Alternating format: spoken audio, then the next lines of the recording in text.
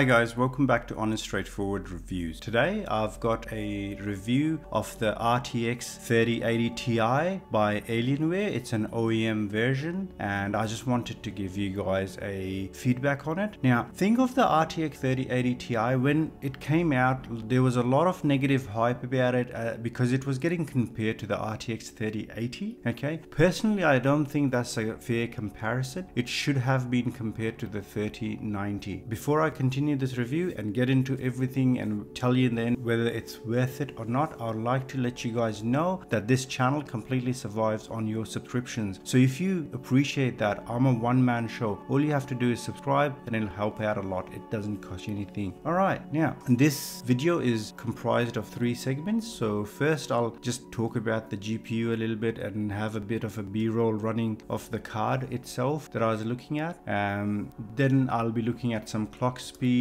and heating issues you might have, and also I'll be looking at noise normalization in gaming and all that. Then I'll be looking at some ray tracing, okay, benchmarks, and then after that I will do a 14 game benchmark. In the end of that 14 game benchmark I will be doing a price comparison where what it's costing now and the lowest it's been. If you guys are familiar with the channel, I used to have it as MSRP and what the real world price is. Since the prices have fallen, I don't think that's a fair comparison, and towards the end I will be doing a dollar value of the cost of the card, and right at the end I'll be giving you my opinion as to whether you should buy this or not. Now let's start off. So in this gaming review I would like you guys not to only just look at the 3080 Ti against the 3090, but also look at it against the reference AMD 6900 XT. Okay, so those are the 2 comparisons I would like you guys to make. You can look at it at a 3080, but it's not really meant to compete against that. Let's get into my thinking why I think that. Okay, so I'll start off with 3 things. So the CUDA cores, the Tensor cores, and the RT cores. Okay, so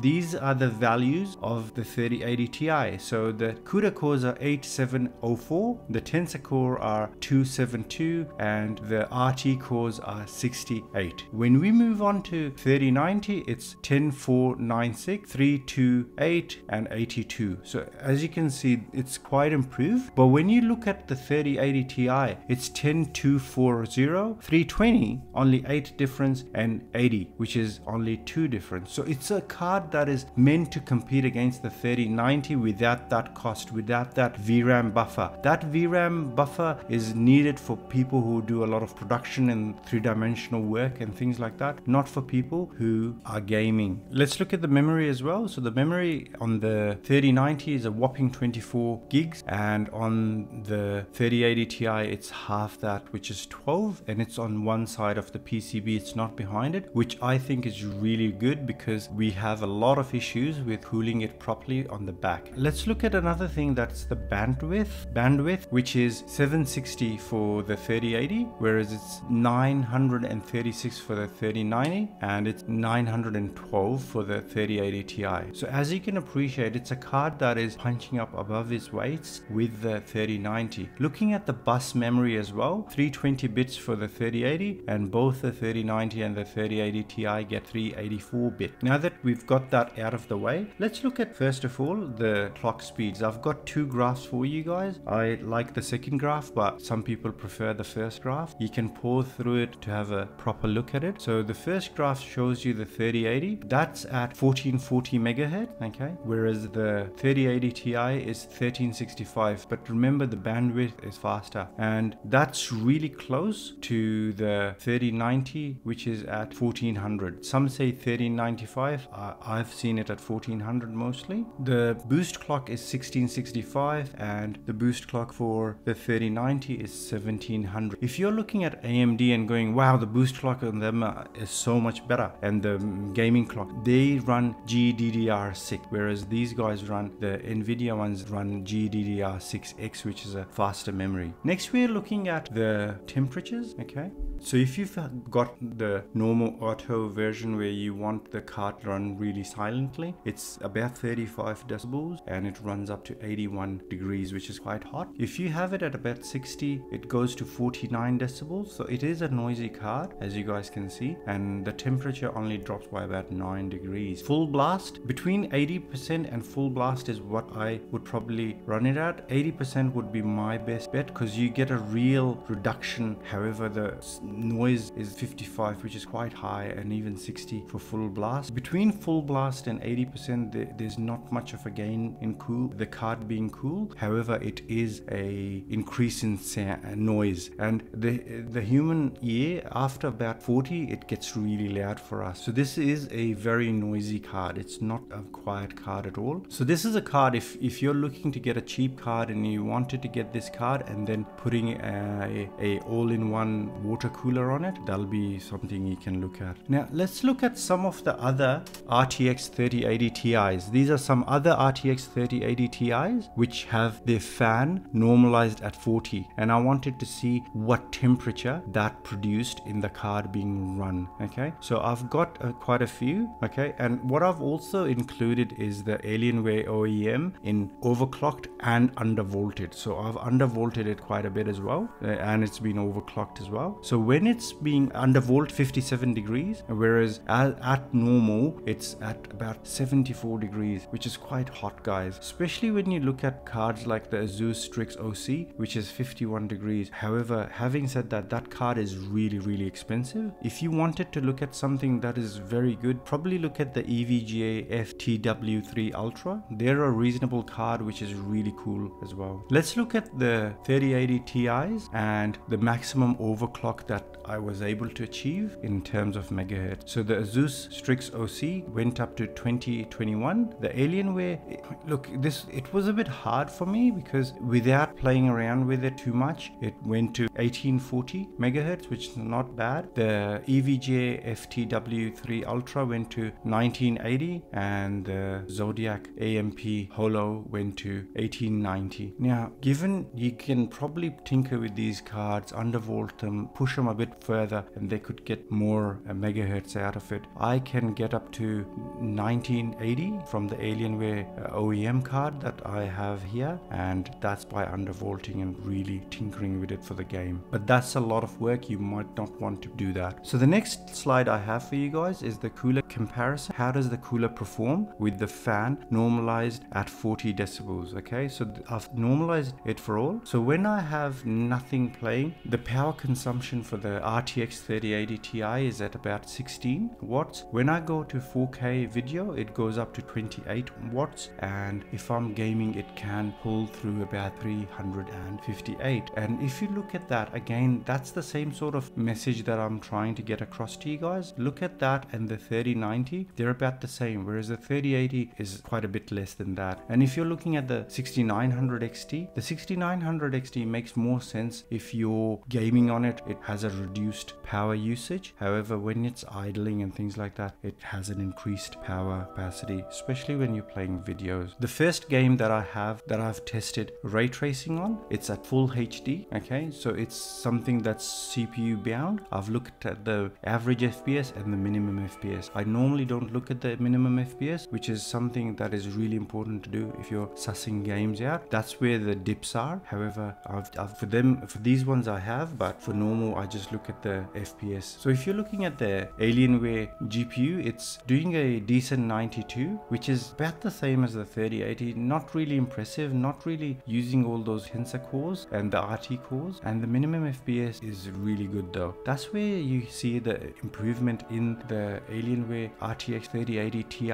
I'm not saying this as an Alienware, look at this as more of a 3080 Ti, because the Alienware OEM 3080 Ti is just a reference card. It's the same specs as a reference card. They haven't done anything special to it. The minimum FPS was even better than that 3090. However, the average FPS of a 3090 was higher. When you're looking at that and looking at the RTX 3090, you're looking at about a card that's getting beaten. Now the next Next game I have is Control at 2K. Now looking at Control, you have the Alienware card going for 105, which is just between the two Nvidia cards. The minimum FPS has been improved, and because this is a title that is sponsored by Nvidia, Nvidia does really well. If you look at the RX 6900 XT, it's at 91, so that's not really impressive. Looking at Cyberpunk 2077, ray tracing at 4K. So this is where the card will get really pushed, and this is where you will see the Alienware card, the RTX 3080 Ti card, do a lot better than the normal 3080. So if you look at the normal 3080, that's at 38 average FPS, whereas the 3080 Ti is within margin of error with the 3090. It does beat out the 6900 XT in ray tracing, but not by much in 4K. However, it's also got a minimum improvement as well. Now let's start off our gaming benchmark. So our gaming benchmarks, if you're new, I'll explain to you what I do. I mostly don't check the CPU because the full HD on these GPUs just mean you're basically testing the CPU, whereas at 2K and especially at 4K, you're really pushing the GPU and seeing if there's a bottleneck between the GPUs. So I've used the same system on all of them. So starting off, looking at the Alienware, it's doing pretty good at 180 for 2K and 112 for 4K. It's not far behind the 3090. However, it's getting well beaten by the RX 6900 XT. Next game I have for you guys is Far Cry 6. Far Cry 6 is a very different experience for me. When I was looking at the 4K, it had this norm where the card was doing as well as the 3090 and it was just getting beat by the 6900 XT. However, when we moved to 2K, something interesting happened. The card was getting beaten by the RTX 3080 at 130 FPS, whereas the 3080 Ti was at 125. Interestingly, with Far Cry at 2K, the Nvidia cards were doing better than 4K. Next game I have for you guys is Cyberpunk 2077. Looking at Cyberpunk 4K results, again we see the same sort of thing where the Alienware 3080 Ti is nearly as good as the 3090 and beats the 6900 XT, but not by much. When we move to 2K, this is where I see the normal, where the AMD GPUs do a bit better. You can see the 6900 XT goes up to 86 FPS and the 3080 Ti is at 79, just behind the 82 from the 3090. The next game I have is Control. Looking at 4K, again we see the same sort of result where the 3080 Ti and the 3090 are on par nearly, and they're beating the 6900 XT because again this title is sponsored by Nvidia. When we move to 2K, we see an improvement in the 3090, beating the 3080 Ti by about 6 FPS, and we also see that the cards do really well against the AMD cards in 2K. Death Stranding is the next game. Looking at 4K, the cards do really well again. The 3080 Ti is again nearly on par with the 3090, just 4 FPS behind, and beats the 6900 XT reference by about 2 FPS. When we move to 2K, we see the same sort of results where nothing has really changed. Next game I have for you guys, the F1 2020, and 4K results, we're looking at the 3080 Ti being about 6 FPS behind the 3090, but having an improvement of 16 FPS on the 3080 and about 7 FPS on the 6900 XT. Looking at 2K, we see a 7 FPS difference between the two Nvidia top tier cards, and surprisingly the 6900 XT beats all of the cards in this 2K result. Next game I'm looking at is Civilization 6. 4K sees the Nvidia cards just completely destroy the AMD card, and also at the same time the 3080 Ti and the 3090 are about the same. When we move to 2K, the 3090 pulls ahead a tiny bit. However, this time we don't see the AMD cards catching up with these guys. Next game is Borderlands 3. At 4K, we have 77 and 78 for the 3080 Ti and 3090 respectively, and they're beating the 6900 XT quite comprehensively, especially the 3080 Ti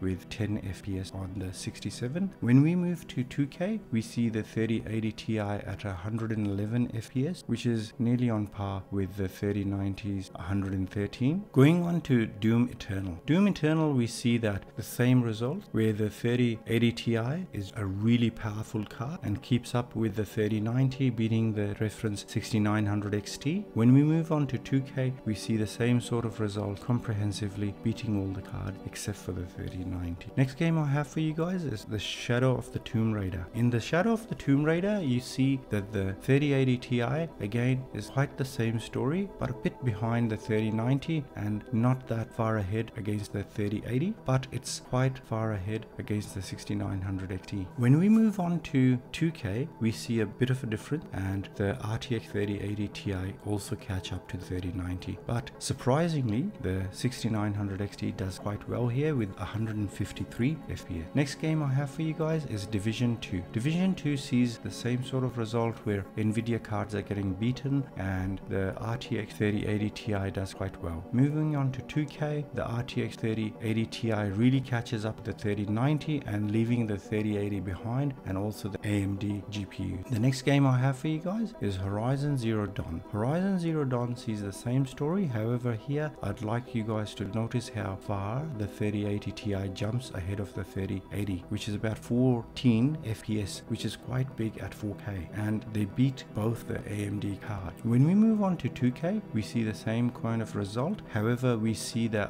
RX 6900 XT really pull ahead at 140 FPS. Next game I have for you guys is Battlefield 5. In Battlefield 5, you see the 3080 Ti at 125 FPS for 4K, just behind the 128 from RTX 3090. When you look at the 6900 XT, it beats everyone at my surprise. When you move on to 2K, it's again the same story. The RX 6900 XT really pulls out ahead. The last title, as usual, if you guys have been to this channel before, is The Witcher. Now before I get into the results for this, I'd like to remind you guys that each test that I run the PC for about 30 minutes, then I run a 5-minute test taking and capturing the data that I need. This is to make sure that you have fair playing ground. I shut the PC down and started back up again to do another test. So for example, in this screen you have 5 GPUs and 2 tests each, so that's about 10 tests, and those 10 tests you got to multiply it by 30, so that's about 300 minutes. So one slide takes me about 5 hours to do. So I have 14 slides for you guys here. For gaming, that's without the ray tracing tests that I've done, the noise normalization tests. Just the games that I've done here equates to 65 hours of work. Just getting the raw data out for you guys, not doing the slides. The slides is extra work. The voice recording, the research, typing it all up, putting it on there, that's extra work. Then also making the video and putting it all together, that's extra work. I'm a one-man show. So if you like to see this channel keep going, all you have to do is watch the videos, like, subscribe, and please do look at my Patreon as well. I've got something as small as a $1 Australian pledge. That's 1 Aussie dollar. That's I think about 70 cents US. So you can really help out.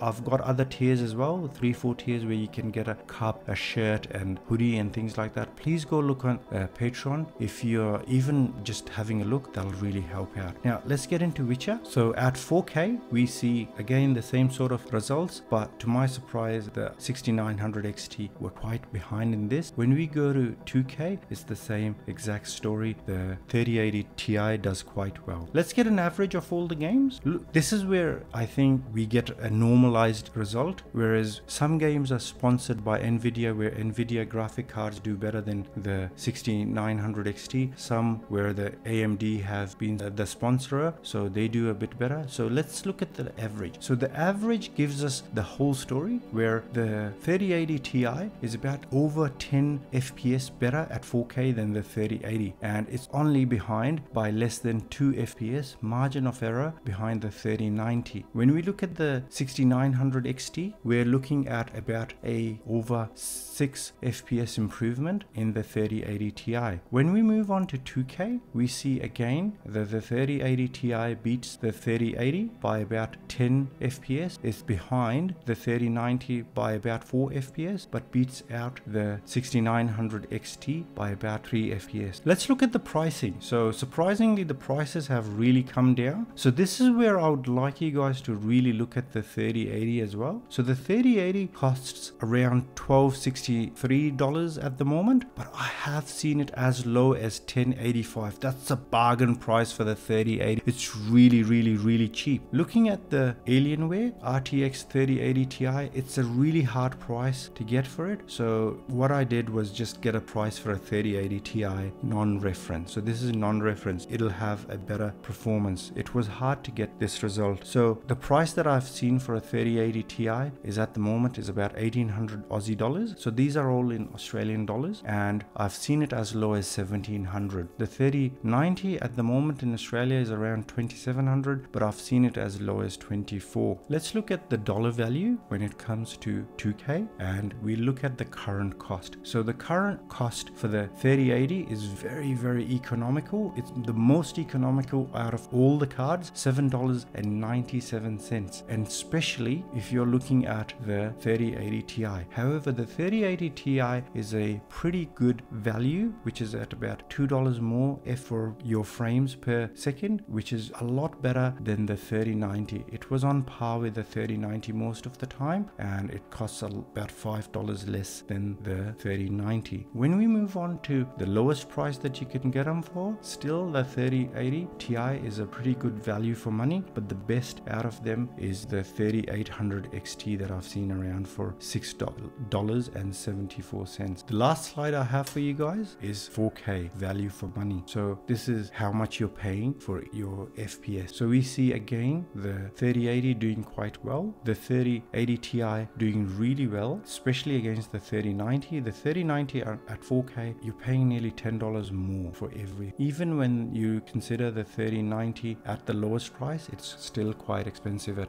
nearly $22. The AMD cards are good value for money, especially the 6800 XT. Okay guys, that's basically it. I hope you enjoyed my review. Let's get into my thoughts and break it down. I think with the graphic cards, GPUs and everything, the price is coming down. The 3080 Ti, Nvidia making it into a 3080 Ti is a very good decision. I personally really think that, especially looking at the results I've got, it's a 3090 with not the 3090 price, saving yourself about $700. That's $700 in your pocket than Nvidia's $800 if you look at some of the prices, you know. So $800 is a good price, and I would like the price to be a bit lower, but when you're comparing it against the 3090, it's a really good value for money. But if you're comparing it against the 3080, then it looks a bit expensive. However, it's a card that's on par with the 3090. So personally, if I am gaming and if I'm tossing between the 3080 and the 3080 Ti,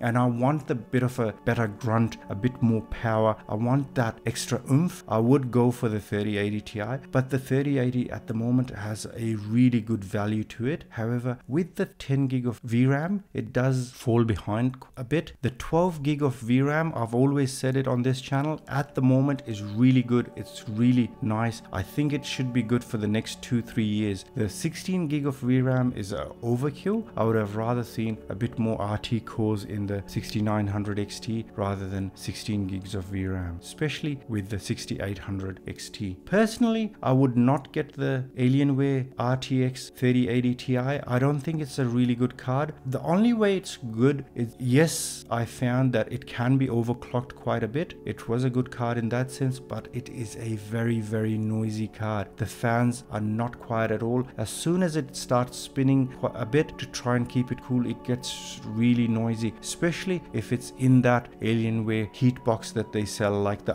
Aurora R12, R13 or R14 or whatever you're getting. It doesn't do quite as well as what I've shown you guys here. If it was in that, what I was finding out was, you know how I was saying that I run the test for about 30 minutes, then I record the next 5 minutes, so about 35 minutes. So I record the next 5 minutes, the data that I capture for the FPS. It wouldn't even last that long. I was finding that about 10 minutes of gaming, it'll just crash. So the card would get overly, especially when I was overclocking and things like that. If I wasn't undervolting it in the case, it would really struggle and crash a lot quicker. So the card gets really, it's not cooled properly if I leave it at stock. I had to turn up the fans to properly cool the card, then it would get really noisy. I would personally give this card a miss. It's a very noisy card, unless if you can get it at a really good bargain price and you're wanting to put a water block on it, then I think it will be a marvelous card, because the PCB itself is really well, the silicon is good, everything is really good. If you're wondering what sort of water block you should look for, you should look for a reference water block. Okay guys, that's my views on this. I hope you guys enjoyed it. Please let me know in the comments what you guys think about the 3080 Ti being released and everything. What do you guys think about my view on the 3080 being a good value for money GPU, not